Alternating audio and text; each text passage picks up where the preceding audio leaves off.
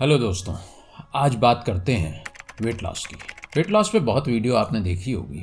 कुछ आज नई चीज़ें डिस्कस करेंगे। अंत तक देखिएगा इस वीडियो को। जो लोग वेट लॉस करना चाहते हैं उनके लिए बता दूं कि दो तरीके हैं। पहला डाइट और दूसरा एक्सरसाइज।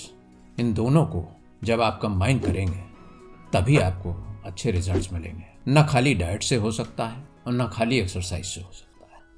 तो आपको दोनों को एक सही मात्रा में कैलकुलेट करके अपने जीवन में उतारना पड़ेगा। मान लीजिए आपकी एक 2000 कैलोरी मेंटेनेंस कैलोरी है, तो आपको ये ध्यान रखना है कि कैलोरी डेफिसिट जब आप करेंगे तो बहुत ज़्यादा भी नहीं करना है। 10 से 20% आप कम करते हैं।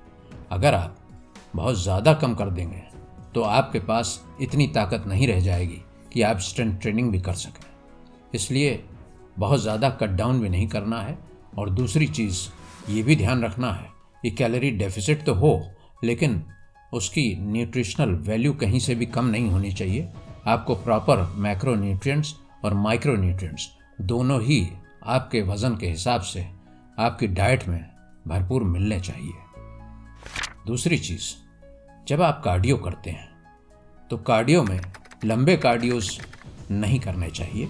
वेट लॉस में अगर आप लंबे कार्डियो आधा घंटा 1 घंटा ट्रेडमिल पे दौड़ रहे हैं तो उसका नतीजा ये होगा कि फैट लॉस और वेट लॉस के साथ साथ मसल लॉस भी बहुत हो जाएगा। तो इसलिए आप 5 to 10 मिनट्स कार्डियो करें, और वो अपनी हार्ट हेल्थ के लिए करें, अपनी कार्डियोवैस्कुलर हेल्थ के लिए करें। वेट लॉस के लिए नहीं ज़रूरत है उसकी।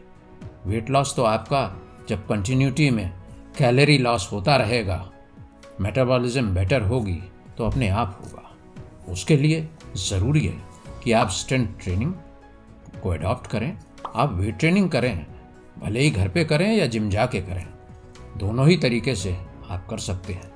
और वेट ट्रेनिंग या स्ट्रेंथ ट्रेनिंग जब आप करते हैं तो आपकी मेटाबॉलिज्म बूस्ट होती है, और उसका नतीजा ये होता है कि रेस्टिंग पोजीशन पे भी आप कैलोरी बर्न करते रहते हैं। तो 24 आवर्स आप कैलोरी बर्न करते हैं और आपको अच्छे रिजल्ट्स मिलते हैं। अब इसका थोड़ा सा कैलकुलेशन आपको बताता हूँ। अगर आप 7700 कैलोरी बर्न करते हैं तो वो 1 kg ऑफ वेट लॉस के बराबर होता है। मान लीजिए आप जिम जाते हैं और स्ट्रेंथ ट्रेनिंग करते हैं और 500 कैलोरी बर्न करते हैं एक दिन में, और 2000 मेंटेनेंस कैलोरी आपकी डाइट में है, वहाँ आप 1750 कर देते हैं, तो 250 कैलोरी तो वहाँ पे डेफिसिट हुई, और 500 आपने बर्न किया तो 750 कैलोरी पर डे का हिसाब आता है। तो 10 डेज़ में आप या 11 डेज़ में लगभग 7700 कैलोरी बर्न कर लेते हैं। तो वो इक्विवेलेंट होगा 1 kg ऑफ वेट लॉस। अगर आप इसी कैलकुलेशन पे चलते हैं तो आप एक महीने में 3 kg वज़न कम कर पाएंगे। और यही बिल्कुल सही कैलकुलेशन है। एक महीने में 3 kg से ऊपर वज़न घटाने की ज़रूरत भी नहीं है। तो अगर आप 3 महीने करेंगे इसी कैलकुलेशन से तो लगभग आप 9 से 10 kg वज़न कम कर पाएंगे। आपको एक सही कैलकुलेशन डाइट का अच्छे डाइटिशियन से बनवाना चाहिए, और अपना एक्सरसाइज का रिजीम एक अच्छे ट्रेनर से बनाना चाहिए, और फिर उसको फॉलो करना चाहिए। जब आप इस ढंग से 7700 कैलोरी वाला कैलकुलेशन रखेंगे पर केजी के हिसाब से, और कोशिश कीजिए कि महीने में 3 kg से ज़्यादा वज़न न घटे, तो 3, 4, 5 महीने में आप अच्छी तरीके से वज़न को घटाना सीख जाएंगे।